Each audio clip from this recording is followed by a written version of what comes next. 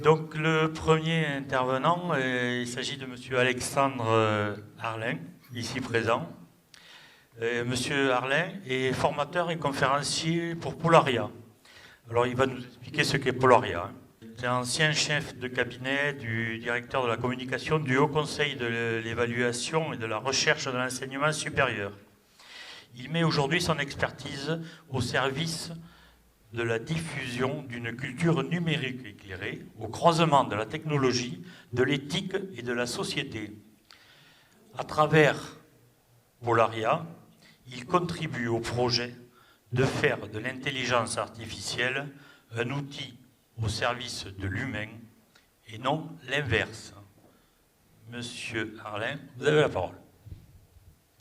Merci beaucoup. Et je vais essayer avec vous de vous emmener un petit peu dans cet univers de l'intelligence artificielle générative. On va voir ce qu'elle peut faire aujourd'hui, ce dont elle est capable, et également les questions que ça peut poser, les interrogations pour nos sociétés, pour notre vie collective. Donc moi j'interviens pour Polaria. Polaria, c'est une entreprise qui fait de la formation, du conseil dans l'utilisation de l'intelligence artificielle, mais c'est une entreprise un peu particulière parce qu'elle a l'ambition de faire un peu plus que ça, c'est-à-dire qu'on est également développeur de solutions, c'est-à-dire que si vous avez une organisation, vous avez besoin de quelque chose, d'un outil maison, on est capable de vous développer une IA avec les modèles Mistral hébergés sur des serveurs français, des serveurs OVH. Et ça, c'est un vrai enjeu de souveraineté. On va le voir parce qu'il y a certains usages de l'intelligence artificielle générative qui vont poser des questions en termes de données. Et également, on a une chaire de recherche. On héberge une chaire de recherche et vous aurez notre anthropologue qui interviendra en fin de matinée, qui s'appelle Fanny Paris. Et on ne fait pas que du conseil sur l'IA, mais du coup, on essaie de regarder comment l'IA impacte les organisations, comment elle impacte notre relation aux outils, et essayer d'avoir un petit peu un avis critique par rapport à tout ça. Vous avez deux ouvrages que je pourrais vous présenter sur les temps off, pour ceux qui veulent aller un peu plus loin, et je vais rentrer directement dans le vif du sujet. Alors l'IA générative, aujourd'hui, c'est une révolution, et nous, on est vraiment persuadés que c'est une révolution, parce que vous avez le nombre de jours qui s'affiche derrière moi, pour lequel ChatGPT a mis pour atteindre 100 millions d'utilisateurs. Vous voyez, ChatGPT, je parle de ChatGPT, c'est un peu la solution iconique qui est sortie en premier dans les modèles, mais 60 jours pour atteindre 100 millions d'utilisateurs, et vous avez les comparaisons avec d'autres solutions technologiques. Vous voyez, Netflix, qui est quand même aujourd'hui bien installé dans les foyers en général, a mis plus de 3600 jours pour atteindre ce seuil de 100 millions d'utilisateurs. Et donc ça, c'est un premier indicateur qui nous dit qu'on est sur quelque chose de gros, peut-être du même ordre que l'arrivée d'Internet, en tout cas sur l'impact des usages qu'on va en avoir. Autre indicateur, celui-là j'aime bien le garder aussi, c'est une petite slide qui est issue d'une étude prospective de 2023, où on imaginait qu'aux alentours de 2030, on serait à 700 millions d'utilisateurs d'outils d'IA générative. Aujourd'hui, donc en 2025, on estime qu'on est déjà à plus d'1,5 milliard d'utilisateurs quotidiens sur la planète d'outils d'IA générative. Donc on est vraiment sur quelque chose d'assez important et qui va, on va le voir, avoir des impacts assez diffusés sur la société. Ça, je le montre juste, c'est un petit slide sur l'impact sur les travaux et le monde du travail. Ian Ferguson, l'intervenant d'après, en parlera un peu plus profondément, mais il y a quelque chose d'intéressant avec l'IA générative, c'est le paradoxe de Moravec. C'est-à-dire que c'est la première révolution industrielle qui va impacter un petit peu plus, voire même beaucoup plus, les travaux dits plutôt de personnes à col blanc que plutôt les travaux industriels manuels. Pourquoi ? Parce que l'IA générative, ça va être beaucoup plus facile pour elle de singer le comportement et la capacité de raisonnement d'un scientifique que de singer en fait la capacité motrice et de perception d'un enfant de 3 ans. Et ça, il faut s'en rendre compte, c'est quelque chose qui va du coup révolutionner beaucoup plus les travaux qui ont nécessité de longues études et à forts travaux intellectuels, plutôt que les travaux d'usine, etc. Je vais vous faire quelques démonstrations. Et donc là, on a une simple requête sur l'outil Mistral, donc qui est l'outil français. J'y reviendrai un petit peu ailleurs. Une requête où je lui ai demandé de me présenter la ville de Florence. Donc il est allé sur Internet, vous avez en dessous, vous avez les sources, et il m'a fait une petite présentation assez succincte de la ville de Florence. Ensuite, je lui demande de réorganiser, parce qu'on va le voir, l'IA, on peut lui demander de faire les choses, soit de vous écrire comme si vous étiez un enfant de 8 ans, et elle va adopter un ton pédagogique pour que vous compreniez, soit de lui dire que vous voulez écrire sur le ton de, je sais pas moi, de Voltaire, et elle peut réorganiser un petit peu tout ça. Et donc ensuite, je vais sur un autre outil où je prends ce qu'elle m'a donné, un outil qui s'appelle Gamma, et qui permet de générer un PowerPoint. Donc là, ça va assez vite, mais en gros, vous collez votre texte, le fond de votre PowerPoint, vous avez plusieurs paramètres, vous pouvez décider un peu de la tonalité, et ensuite, vous choisissez le thème, vous allez choisir la qualité des images, vous pouvez choisir si elles sont générées par IA, s'il va faire des recherches sur Internet sur des banques d'images, et ensuite, vous allez voir, ça va générer un PowerPoint en quelques secondes. Je laisse la vidéo. Là, vous avez les différents modèles de création d'images. Et ensuite...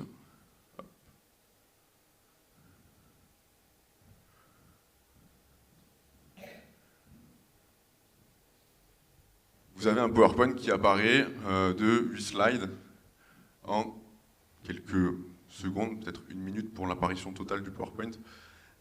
Donc qui est basé sur le texte que vous avez donné à l'outil et qui, de ce texte, va générer des images. Donc toutes les images que vous allez voir n'existent pas. Il s'est inspiré de ce qu'il a vu de Florence, des images qui pour lui semblaient similaires. Et ce que j'ai montré juste avant, c'est qu'on peut, grâce à cet outil, télécharger le PowerPoint en version PDF, PowerPoint, PNG, tout ce que vous voulez. Donc ça, c'est une des premières choses que l'IA peut faire assez facilement. Mais on va voir qu'il n'y a pas que ça. Elle peut également générer, faire de... Alors, je vais vous montrer. Elle peut également générer une chanson.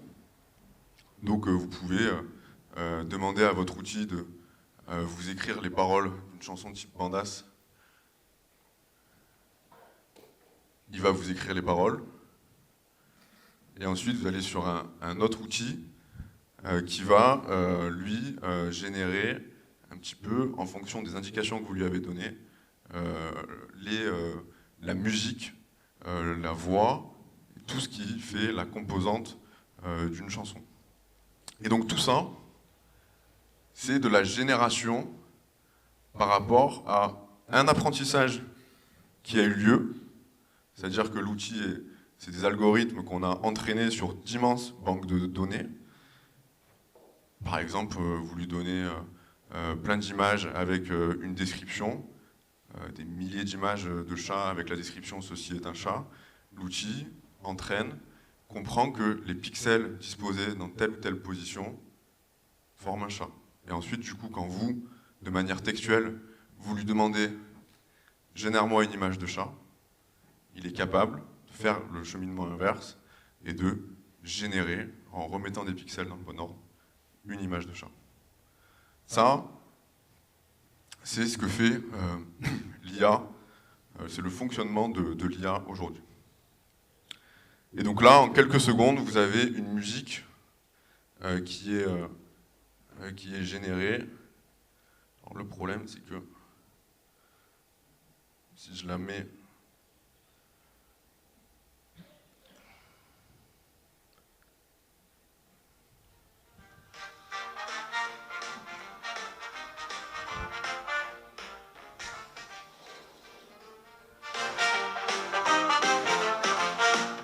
Sur la colline chante le vent en 1260.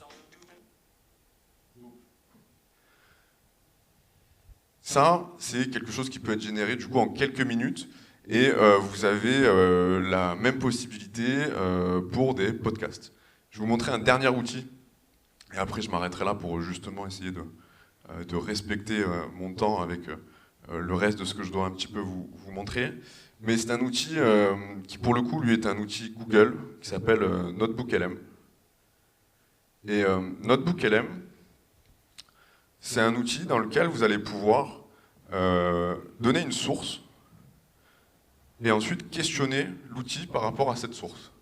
Moi, qu'est-ce que j'avais fait là dans cet exemple-là? J'avais fait une recherche auparavant, une recherche approfondie sur le sujet de, pour prendre un sujet local, le sujet de la réouverture de la ligne Auch-Agen. Donc je lui ai fait demander, voilà, fais-moi un rapport de recherche sur tout l'historique de cette ligne et sur les discussions actuelles, les différentes positions, à la fois des associations, des élus, sur le sujet de la réouverture de la ligne Auch-Agen. Cette recherche, le résultat de la recherche, il est là. Donc vous avez un très très long document, très très fouillé, d'une 20aine de pages, et à la fin, vous avez toutes les sources, avec les liens. Ça, un document comme ça aujourd'hui, avec l'IA générative, ça prend 10 minutes. C'est aujourd'hui, hein. C'est pas, tout le monde peut y avoir accès. C'est pas forcément avec des abonnements payants.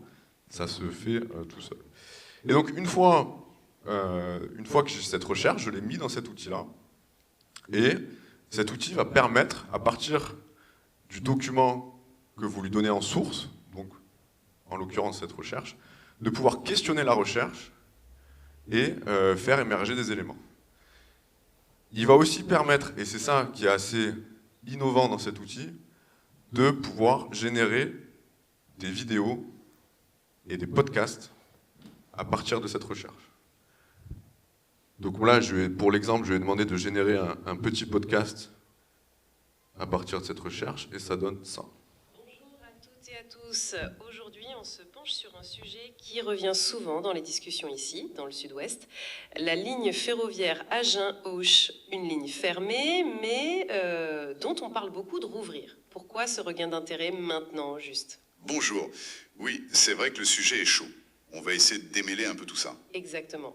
On va regarder ça de près en s'appuyant sur pas mal de choses. Les études qui existent, celles en cours aussi, notamment du CEREMA, qui est quand même l'expert public pour les infrastructures. Oui, et puis il y a aussi les documents plus officiels, les positions des élus locaux. Bon, je vous fais grâce, il y en a pour 6 minutes. Mais donc là, avec cet outil et une simple requête, vous pouvez du coup générer un podcast de plusieurs minutes. Vous avez vu, hein, à 2 voix, où on peut avoir un sujet qui est traité, et du coup ça change un petit peu notre rapport à la lecture justement des documents longs. En termes de cas d'usage, moi j'ai beaucoup d'organisations qui utilisent cet outil pour quand ils ont un long document, ils le transforment en podcast et ils l'écoutent le matin, soit dans les transports, soit en voiture, en allant au travail. Donc voilà un petit peu différents cas d'usage. Et donc de ce que peut faire l'IA générative. Vous noterez d'ailleurs au passage que dans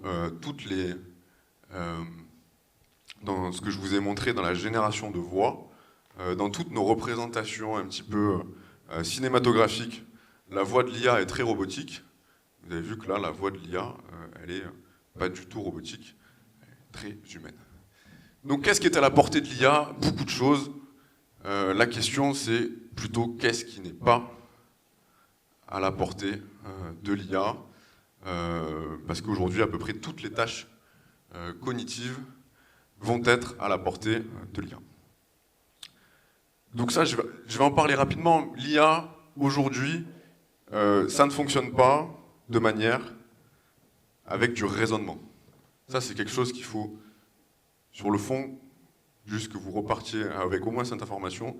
C'est-à-dire qu'aujourd'hui, donc depuis les GPT, ceux dont on parle aujourd'hui, l'IA générative, on est sur des modèles statistiques qui ont fait un apprentissage profond et qui ont donné les modèles de fondation du type ChatGPT et qui vont générer des réponses plausibles et non pas logiques.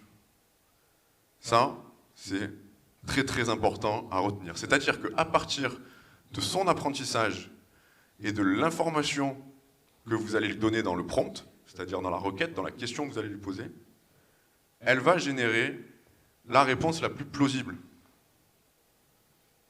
Elle ne comprend pas ce que vous lui dites. Par contre, elle singe très bien le fait qu'elle le comprenne. Et donc, je vous expliquais, sur la génération d'une image, on lui apprend avec des milliers de bases de données que tel pixel à tel endroit, c'est telle image, et ensuite, elle fait le cheminement inverse. Donc, tout ça pour dire que l'IA générative ne réfléchit pas elle-même. En revanche, on lui fait quand même passer les tests de la cognition humaine. Et aujourd'hui, je vais peut-être faire tomber un petit mur là ce matin, mais l'IA générative, les derniers modèles, Gemini et GPT, ont au test, au benchmark de QI, à peu près plus de 130 de QI. Donc le jour où l'IA générative a dépassé l'intelligence humaine, il est déjà arrivé en fait. Parce que là dans la salle, même si on est tous très intelligents, je pense qu'on n'a pas tous 130 de moyenne de QI. Et voilà, le QI d'Einstein c'était 160 et quelques, mais c'était assez... c'était pas le plus courant. Et donc, bon, il faut se dire que ça y est. L'IA générative, aujourd'hui, dépasse, dans de nombreuses tâches, le QI humain. Mais regardez, le monde ne s'est pas effondré, le théâtre tient toujours, et on peut continuer d'avancer. C'est pas, l'intelligence humaine ne se limite pas à la cognition, et c'est ça qu'on va essayer de voir ensemble avec Polaria, c'est la question qu'on va devoir se poser, c'est qu'est-ce qu'on fait de ce temps que l'on va gagner? Parce que voilà, vous allez pouvoir automatiser certaines tâches. On va rentrer aujourd'hui dans l'ère de l'automatisation. Ça va vous faire gagner du temps. Mais qu'est-ce qu'on va faire de ce temps? Parce que l'IA, aujourd'hui, on est capable d'automatiser de nombreuses tâches. Je vais faire un dernier exemple juste après. Mais par exemple, là c'est un schéma avec un outil qui est capable de relier plusieurs applications. Vous pouvez demander aujourd'hui à votre IA de gérer votre boîte mail, c'est-à-dire tous les jours de vous lire les mails, de vous dire qui vous a écrit, et vous pouvez même la programmer pour qu'elle vous prépare des réponses aux mails. Du coup, vous passez 3 fois moins de temps à lire vos mails. Mais si tout le monde fait ça, c'est-à-dire que vous envoyez votre IA, elle vous prépare des mails, vous renvoyez des mails à quelqu'un qui va demander à son IA de lire des mails, de lui préparer des mails et de lui renvoyer des mails. Vous voyez un peu le... Donc il faut faire attention. Pareil pour les réseaux sociaux. Je ne sais pas si vous êtes des grands adeptes des réseaux sociaux. Bon, Facebook, c'est encore très humain, ça se voit, d'ailleurs tout le monde s'insulte. Mais LinkedIn, réseau social beaucoup plus professionnel, aujourd'hui 70% du contenu qui est sur LinkedIn, c'est du contenu généré par IA. 70%. Donc ça pose quelques questions. Et donc si vous ne me croyez pas, moi je peux vous montrer très rapidement. Donc là, je demande à Mistral de me faire un résumé des courriers reçus depuis jeudi 9 octobre. Donc il consulte ma boîte Gmail. Il me dit tout ce que j'ai reçu. Donc c'est aujourd'hui, c'est-à-dire que vous pouvez vous-même vous connecter une IA générative à votre boîte Gmail. C'est ce qui est en train d'arriver en ce moment.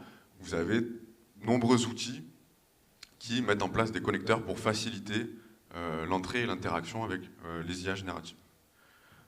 Et donc, bon, c'est un peu l'image de ce que je vous disais. Si tout le monde propose et demande à l'IA de répondre à ses propres mails, on risque en fait de s'envoyer de plus en plus de mails, ce qui ne va pas nous faire gagner beaucoup de temps. Le temps, justement, alors il est un peu flou, mais je vais vous le décrire. Ça, c'était un graphique un petit peu de l'évolution du budget temps quotidien depuis les années 75 par grande catégorie. Donc vous avez tout en haut le sommeil, qui reste assez constant. Vous avez le travail rémunéré qui descend. Vous avez les temps d'écran qui montent. Et puis dans le temps en bas, de ce qui reste constant aussi, vous avez les temps de transport. Transport par rapport pour aller au travail. Et celui-là, il est assez constant. Et c'est assez paradoxal parce que depuis 1975, nos technologies pour nous déplacer depuis notre foyer jusqu'à notre lieu de travail, elles ont assez évolué. Elles nous ont fait gagner du temps. Mais qu'est-ce qu'on a fait? On est parti travailler vivre un peu plus loin de là où on travaille. On n'a finalement pas gagné beaucoup de temps. Et donc toutes ces questions-là, c'est des questions que l'on pose chez Polaria, parce que c'est bien beau de former à l'intelligence artificielle générative, mais former pourquoi? Former à quels outils? Parce que vous avez bien évidemment le sujet de la donnée. Moi, je vous ai fait des démonstrations avec Mistral et avec des outils Google. Quelle est la grosse différence, à votre avis, entre ces deux outils? Bon, il y en a un qui est français. Google, c'est américain. Je fais la question et la réponse, comme ça, au moins, il n'y a pas de problème. Google, c'est américain. Et Google, on se rend compte aujourd'hui, mais tous les outils américains, depuis l'arrivée de l'IA générative, qu'effectivement, ça pose des problèmes en termes de question de la gestion des données. Mais moi, j'ai une petite anecdote, et c'est assez drôle. J'ai un client, une fois, qui m'a posé la question, mais moi, je ne veux pas utiliser d'outils américains, parce que j'ai peur pour la gestion de mes données. Et par exemple, il m'envoie quelque chose en pièce jointe. Il me dit, je n'aimerais pas que ce document se retrouve sur un serveur d'IA américaine. Et l'adresse qu'il utilise pour m'envoyer ce mail, c'est une adresse Gmail. Donc je me dis qu'on a peut-être loupé quelque chose dans la sensibilisation à la cybersécurité. Parce qu'aujourd'hui, vous avez le même niveau de sécurité lorsque vous utilisez Copilot, donc qui est l'outil de Microsoft, l'IA de Microsoft, que lorsque vous mettez une pièce jointe sur Outlook, qui est le mail de Microsoft. Pareil pour Gemini et Gmail, et pareil pour ChatGPT. Enfin, même si ce n'est pas un provider de système mail, la règle par rapport à la donnée, c'est la même. Le problème sur ce sujet-là, c'est le Cloud Act américain. C'est une loi extraterritoriale qui permet à tous les providers qui permet aux États-Unis de demander aux providers de solutions américaines, lorsqu'il y a une enquête ouverte sur eux, sur quelqu'un, sur une entreprise, de diffuser les données. Mais donc, ça ne change pas avec l'arrivée de l'IA générative. En revanche, l'arrivée de l'IA générative a eu ça de positif, c'est-à-dire qu'elle a remis ce sujet au devant de la scène, et les Européens sont en train, vraiment, avec Mistral, avec ASML, avec la législation européenne, de s'armer pour faire en sorte d'avoir des solutions européennes et souveraines. Voilà un petit peu. On va terminer cette présentation avec un petit documentaire qui a été généré par Polaria. Donc c'est une vidéo d'une dizaine de minutes. Dedans, vous verrez, enfin, je ne sais pas si vous verrez, mais en tout cas je vous le dis, rien n'est réel. Tout est généré par intelligence artificielle. Et dans cette vidéo, vous allez voir, on essaie un petit peu de, en quelque sorte, critiquer de manière assez, avec un petit peu d'humour, le monde dans lequel nous vivons, nous, aujourd'hui, par rapport aux promesses que les outils que l'on a déjà devaient nous faire, enfin, le temps qu'on devait gagner, et finalement, celui qu'on n'a pas vraiment réussi à gagner. C'est celui-là.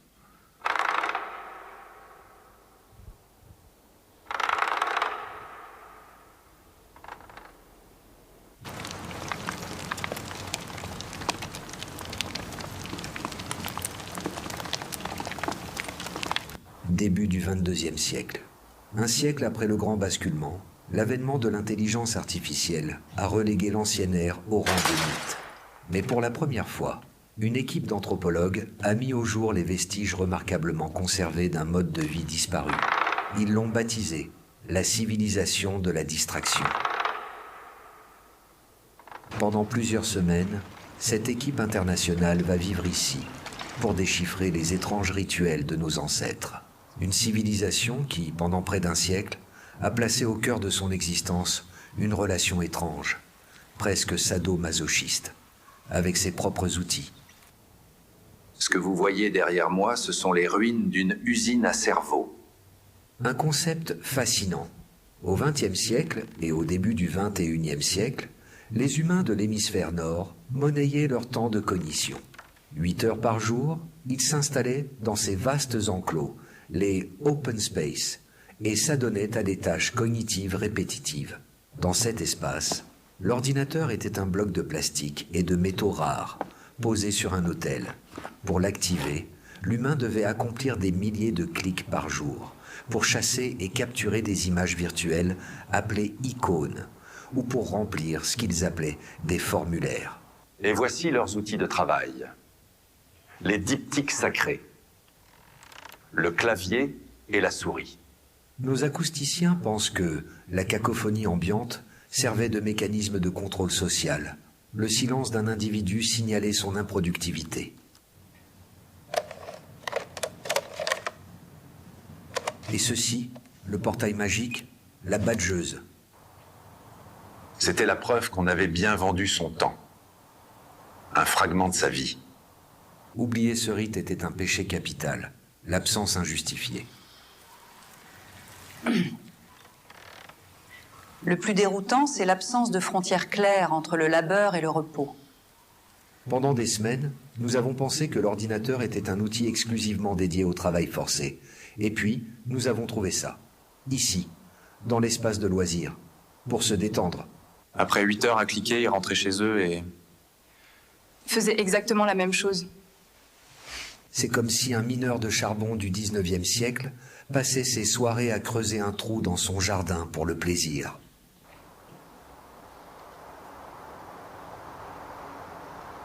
L'un des principaux vecteurs de cette contamination entre travail et repos était un système de communication.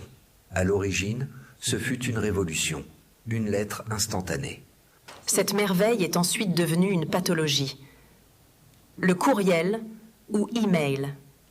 Ceci est une reconstitution basée sur nos fouilles numériques. Un inventaire infini d'obligations sociales, de publicités non sollicitées et de conversations auxquelles on avait été ajouté sans consentement. Ce n'était pas une messagerie. C'était un paysage mental post-apocalyptique. Ils avaient même des rituels punitifs, comme le répondre à tous. Chaque message non lu représentait un poids, une microdette cognitive. L'individu passait alors sa journée à effectuer des rituels pour trier, archiver, supprimer. Un labeur sans fin. L'inbox zéro, le zéro mail en attente, était leur version du nirvana. Un état de paix presque jamais atteint. Imaginez, un outil dont le but ultime était de ne plus avoir à s'en servir.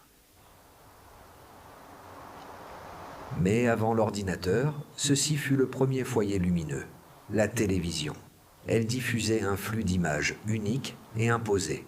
Le spectateur n'avait aucun pouvoir, sinon celui de zapper, une quête infinie d'une satisfaction qui n'arrivait jamais. Mais l'artefact central, le véritable cœur de cette civilisation, c'est celui-ci. L'amulette. Le smartphone. Il ne l'utilisait pas pour une raison précise, mais par réflexe conditionné.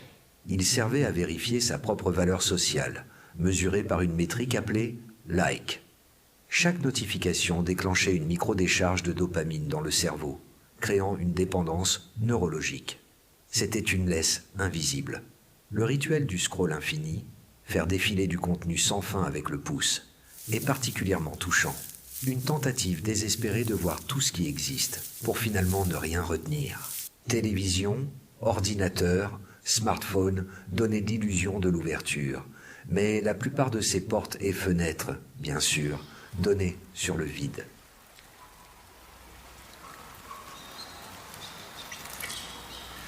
L'une des choses les plus difficiles à concevoir est la façon dont l'Homo distractus interagissait avec ces machines. Nos ancêtres n'avaient pas d'IA pour interagir avec la machine et ils devaient donc procéder manuellement. Ils ne pouvaient pas simplement dire « je veux des chaussettes chaudes ». Non, ils devaient se soumettre à une quête harassante. D'abord, trouver le bon champ de recherche. Ensuite, naviguer dans une hiérarchie de l'information illogique, conçue non pour l'aider, mais pour le retenir. Chaque clic était un pari, un acte de foi dans le dogme du clic. Et puis venait l'épreuve finale, le formulaire. Ils devaient méticuleusement remplir une série de cases, accepter des conditions jamais lues. Leur monde numérique n'était pas libre, mais un immense parcours d'obstacles. Le décalage entre l'intention et l'action était abyssal. Ils passaient un temps considérable à se battre contre leurs propres outils. Quel était le moteur de tout ça, quoi? Le modèle publicitaire gratuit. Une perversité géniale. Tout d'abord, on m'offre un service dit gratuit, sans me rendre compte que si c'est gratuit, c'est moi le produit. Ce service est donc bien entendu conçu pour capter mon temps de cerveau disponible. Puis cette attention est revendue à d'autres entités. Enfin, ces entités projettent des publicités pour créer un manque et pousser à l'achat. Et à l'achat, notamment, de d'autres artefacts numériques qui me permettront d'accéder à d'autres services gratuits. La boucle est bouclée. La boucle était parfaite. Il payait avec une monnaie qu'il ne savait pas posséder. Pour protéger ce système, des rituels absurdes voyaient le jour, comme le CAPTCHA, une blague théologique. Une machine demandait à un humain de prouver qu'il était bien un humain.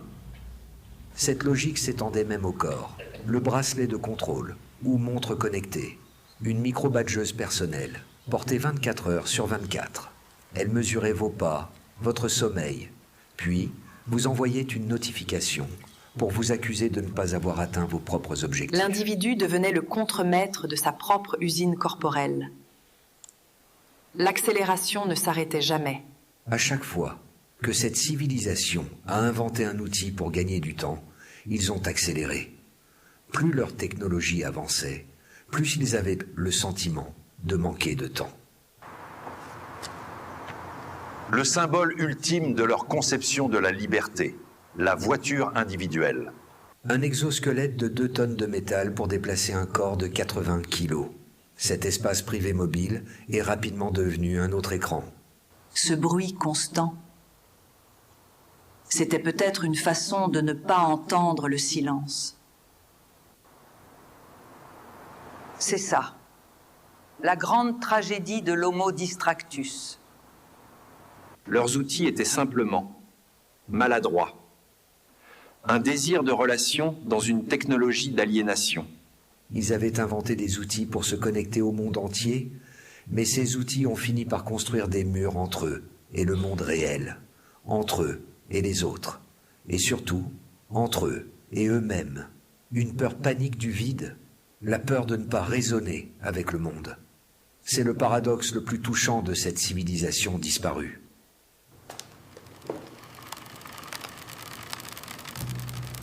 Nos archives démontrent qu'ils ont eu des débats sur la peur d'être dépassés par la machine, ne comprenant pas que l'intelligence humaine ne se résumait pas à la cognition, mais s'étendait là où la machine reste en retrait.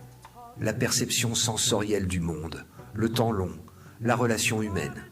Ces mêmes archives semblent indiquer qu'ils pointèrent la technologie comme responsable de leur propre accélération, alors qu'ils en étaient la source et les responsables. Leur débat se cristallisait sur la question du pour ou contre la technologie, empêchant une approche qui considérait la technologie comme ni mauvaise, ni bonne, ni neutre. Une civilisation qui a démultiplié les outils de productivité pour finalement se retrouver débordée dans un extensio débridé qui les a conduits à ne pas parvenir à relever les défis qu'ils s'étaient eux-mêmes créés. Ils avaient oublié que maîtriser la vitesse nécessite de savoir freiner, que le progrès ne veut pas dire précipitation. Une civilisation qui a couru si vite après le temps qu'elle a oublié pourquoi elle courait. Une course folle dont les échos, aujourd'hui presque silencieux, nous rappellent la valeur de la résonance. Your laughter's light, it clears the gray. A torch that burns the dark away. Together we're a harmony, a thread of love through history. We don't need the stars to shine, we hold the light. Hold the line with me, my friend, when the noise gets loud and the days won't bend. Side by side till the very end, we hold the line, hold the line.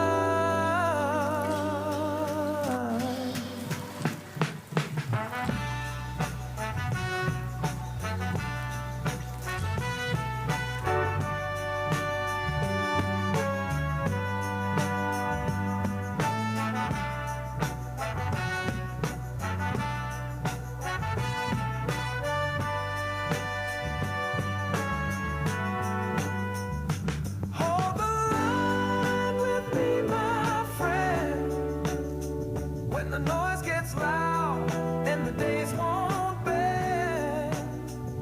Side by side till the very end, we hold. Donc, voilà un petit peu le documentaire qu'on a généré donc uniquement avec des outils d'IA générative. Je vais vous dire au niveau technique comment on a fait ça.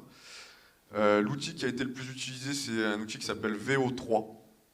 C'est un outil Google qui est assez révolutionnaire. Pourquoi? Parce qu'il génère de la vidéo et il génère en même temps des dialogues. C'est-à-dire qu'il est capable de générer de l'image en mouvement avec des personnages du coup, et les dialogues qui collent comme vous l'avez vu dans les différentes séquences. En revanche, on est limité sur des séquences de 8 secondes.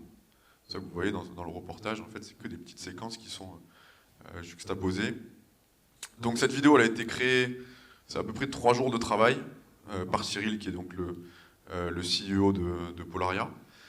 3 jours de travail, 300 € d'investissement pour payer les abonnements nécessaires dans les outils de création de vidéos. VO3 qui est utilisé, EvenLab qui est un outil qui permet de faire de la voix off, qui permet donc de générer une voix, qui est utilisé également, et d'autres outils un petit peu de génération de vidéos, notamment Lovart. Et oui, à la fin, vous avez la musique qui est également générée par intelligence artificielle. Hold the Line, une musique qui n'existait pas. Elle existe, c'est le même outil que celui que je vous ai montré tout à l'heure dans la démonstration. C'est un outil qui s'appelle Suno, qui permet de générer de la musique. Et par ailleurs, il y a un petit groupe de jeunes qui ont généré tout un album, qui l'ont mis sur Suno et qui l'ont laissé sur Spotify pendant 6 mois avant de dire aux gens que c'était de la musique qui avait été générée par IA générative. Voilà. Donc voilà, et donc sur le fond du discours qui est porté, c'est un petit peu ce que je vous disais dans la présentation.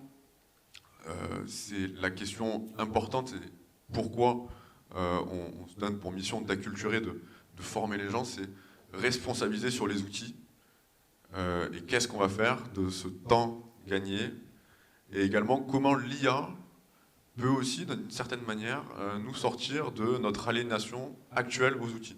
Là, je ne l'ai pas trop montré, parce que pour une démonstration, c'est compliqué avec le son et compagnie, mais ce que l'IA apporte aussi beaucoup, c'est que vous avez beaucoup d'outils qui vont répondre à la commande vocale en langage naturel. C'est-à-dire qu'on n'est plus obligé, quand on cherche quelque chose, d'ouvrir un navigateur, du coup de tomber sur les 30 000 notifications qu'on va recevoir quand on va ouvrir notre navigateur, et de se faire distraire 3 fois avant d'aller au bout de notre recherche.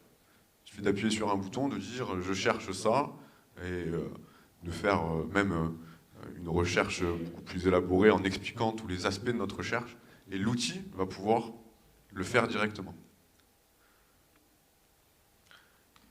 Il est possible que, dans un futur plus ou moins proche, les écrans ne soit plus l'interface, en tout cas aussi omniprésente que ce qu'elles sont actuellement. Parce qu'on pourra dialoguer directement avec des outils et obtenir directement ce que l'on souhaite sans se faire enfermer par des sollicitations externes que l'on n'avait pas sollicitées d'ailleurs. Donc voilà un petit peu ce que je voulais vous dire ce matin. Et donc notre positionnement, c'est bien, la question n'est pas ce que l'IA va faire pour nous, ni ce qu'elle va faire de nous, mais ce que nous allons faire avec.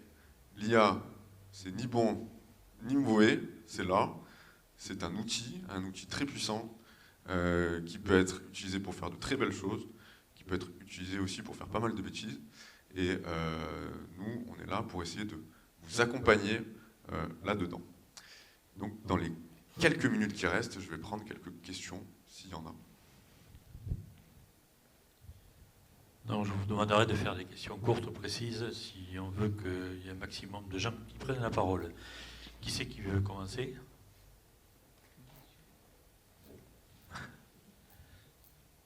Oui.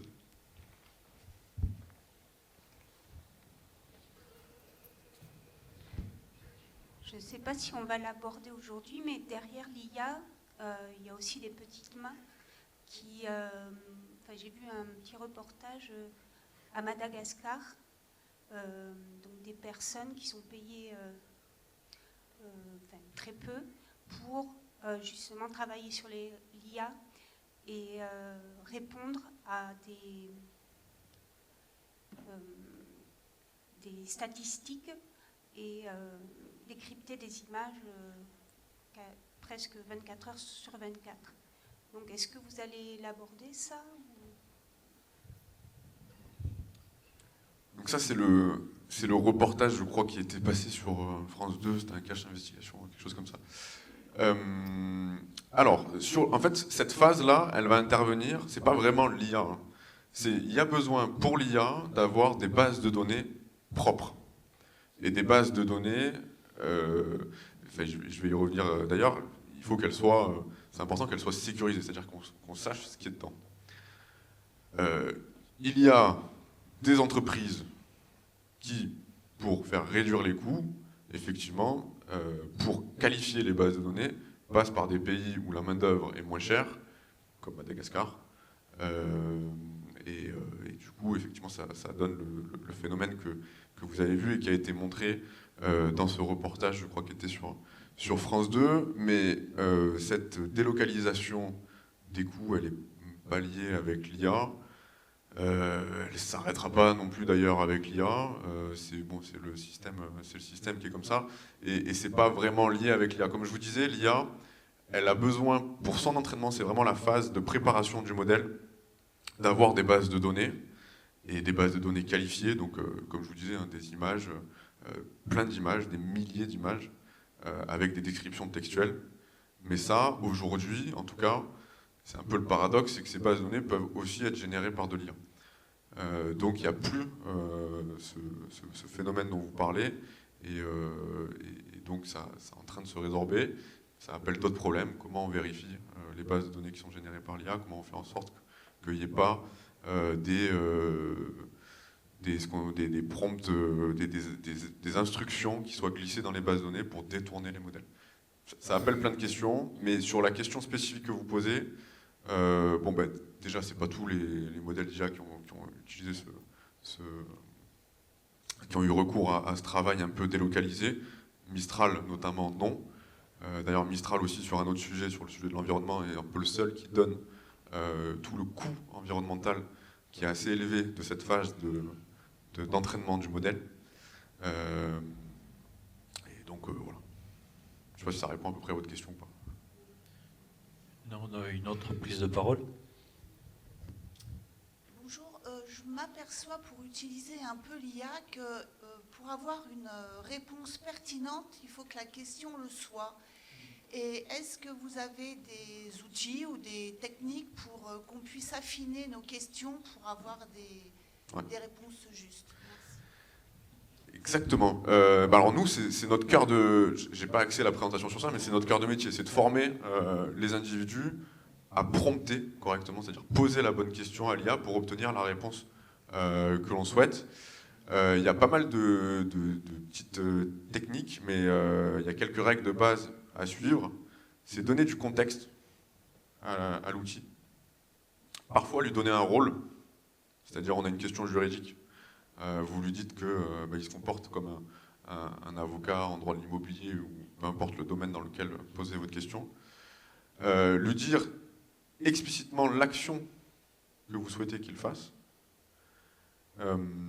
La finalité de ce que vous cherchez à faire, donc partager avec lui l'objectif de votre requête, et préciser le ton. Enfin, notamment quand on a des requêtes sur de manière textuelle, qu'on a un texte à rédiger, bon, il faut lui dire combien de lignes, pour qui, il ne va pas du tout s'adresser de la même façon. En fait, il faut vraiment détailler les choses, et effectivement, aujourd'hui, je vous l'ai montré, hein, les outils, ils sont à peu près à 130 de QI, donc quand ils n'arrivent pas à faire la chose, c'est plutôt que la question en général n'est pas posée correctement. Une autre prise de parole. Oui, bonjour. J'avais une question. Est-ce qu'avec l'IA, c'est la fin programmée des compositeurs, par exemple, de textes en musique?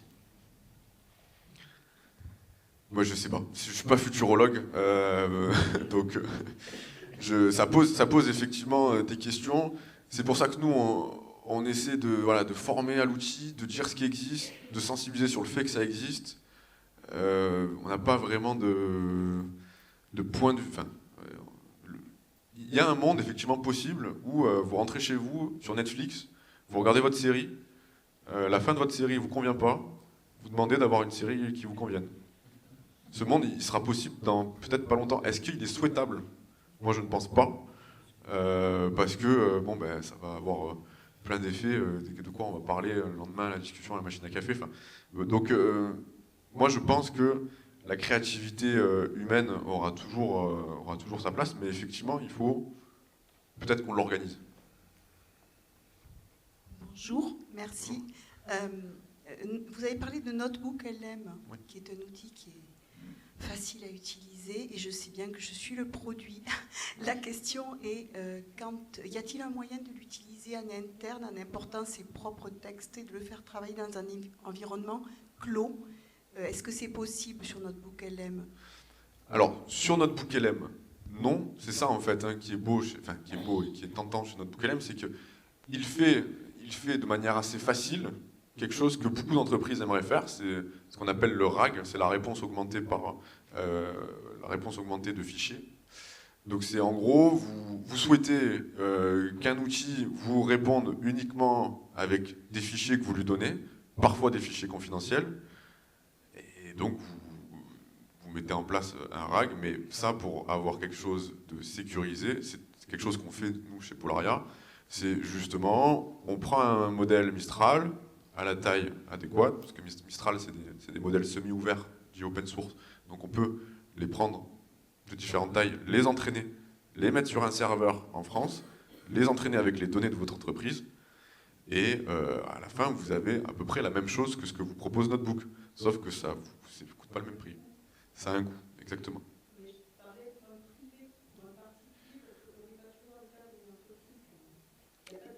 Non, aujourd'hui, vous pouvez utiliser Notebook, il faut faire attention, juste les données que vous mettez sur Notebook sont des données qui se retrouvent sur des serveurs Google, donc ça peut ne pas poser de problème pour un certain nombre de données. Si c'est des données confidentielles, ça peut poser des problèmes. Vous titrez l'IA est un outil et doit le rester. Alors ma remarque c'est la suivante, ça serait quoi si elle n'est plus un outil, l'IA? Elle deviendrait quoi? Alors, ça c'est une remarque un peu philosophique, mais c'est-à-dire qu'un outil, on le contrôle. C'est une notion de contrôle. C'est-à-dire qu'aujourd'hui, je vous ai dit, par exemple, sur l'automatisation, je pourrais aujourd'hui très bien mettre en place tous les jours à 8 heures une recherche avec une IA sur les sujets liés à la technologie. Elle fait une recherche Internet, elle me dit les innovations, elle me transforme en texte pour un blog, et je la connecte à mon site internet pour que ce soit publié automatiquement. Là, je ne contrôle plus. C'est-à-dire que je lis plus, je relis même pas ce qu'elle... Donc là, pour moi, on n'est plus sur un outil. On est sur quelque chose qu'on ne contrôle plus, et on n'est pas sur un outil. Et ce qui est assez paradoxal avec ces transformers, donc les GPT, hein, dans GPT, le T c'est transformer, c'est que ça existe depuis 2020. Or, ChatGPT a été mis ouvert au public en 2022. Pourquoi? Parce que, en fait, pendant 2 ans, ils se sont un peu demandé, mais qu'est-ce qu'on va faire avec ça? C'est cool, ça génère des choses, mais ils ne savaient pas vraiment. Et donc, c'est un peu OpenAI qui a eu le premier l'idée, bon, on va l'ouvrir aux gens, et on verra bien ce qu'ils font avec. On verra bien ce qu'ils font avec. Et c'est ça qui, en plus, du coup, a permis de progresser dans l'apprentissage des outils et dans le niveau des outils. Enfin, je ne sais pas si certains l'ont utilisé au début. Au début, l'outil n'était pas connecté à Internet. Il n'était entraîné que sur des données allant jusqu'à, je ne sais plus, 2021 ou quelque chose comme ça. Et donc, ce n'est pas du tout le même outil que ce que l'on a aujourd'hui. Par ailleurs, je profite, vous pouvez très bien, sur votre téléphone, d'ailleurs c'est le pari qu'a fait Apple, mais pour l'instant ça ne marche pas trop bien, mais sur des ordinateurs qui ont une carte graphique puissante, télécharger un tout petit modèle d'IA générative et faire fonctionner l'outil en local. Ça existe, c'est possible. Bien évidemment, vous n'aurez pas du tout le même niveau de pertinence et de puissance et de réponse, mais vous avez quelque chose qui fonctionne en local. Vos données, elles ne partent pas du tout, et enfin, vous pouvez utiliser sans Wi-Fi, sans rien, enfin, ça fonctionne sur la puissance de votre ordi. Ça, c'est possible, ça existe aujourd'hui. C'est une pointe humoristique. Je me demande aujourd'hui pourquoi Macron n'a pas fait appel à l'IA pour choisir un Premier ministre, sur une base de données beaucoup plus large et beaucoup plus sensée. Peut-être qu'il a fait appel et que du coup, il lui a dit que c'était Sébastien Lecornu. Non, derrière la note humoristique, il y a effectivement l'IA peut devenir, et devient déjà dans beaucoup d'entreprises ou d'organisations, une aide à la décision. Parce que sur une séance de brainstorming, vous faites une séance de brainstorming avec vos collaborateurs sur un sujet, en fait, si vous faites participer l'IA, en général, il y a toujours un truc auquel vous n'avez pas pensé et elle va vous le sortir. Donc voilà, nous c'est vraiment ces usages-là qu'on invite à tester. Dans les automatisations pour faire gagner du temps, en général quand on va voir une entreprise, il y a toujours une idée en tête d'un truc super complexe à automatiser avec l'IA. Bon, nous ce qu'on dit c'est commencer déjà par automatiser la prise de notes des comptes rendus de réunion. Et déjà, vous aurez gagné un petit peu de temps et puis on verra ensuite petit à petit sur comment arriver à faire des tâches un petit peu plus complexes. Il ne reste plus qu'à remercier M. Harley.